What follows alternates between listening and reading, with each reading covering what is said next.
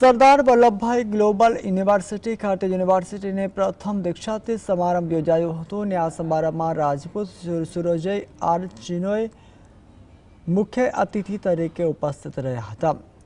એસવીજીએનું પ્રમુખ સિદ્ધાર્થ પટેલ અને કુલપતિ સુભાષ બ્રહ્મભટ્ટની ઉપસ્થિતિમાં ઉત્સુક પ્રદર્શન કરનાર વિદ્યાર્થીઓને ગોલ્ડ મેડલ અને ડિગ્રીઓ એનાયત કરવામાં આવી હતી। MBBS અને MCA, માસ કોમ્યુનિકેશન અને જર્નાલિઝમ સહિતની વિભાગોના કુલ 340 વિદ્યાર્થીઓને પોસ્ટ ગ્રેજ્યુએટ ડિગ્રી એનાયત કરવામાં આવી હતી। આ વખતે શિક્ષણ ઉદ્યોગ અને કોર્પોરેટર સેક્ટરના અનેક મહાનુભાવો પણ હાજર રહ્યા હતા।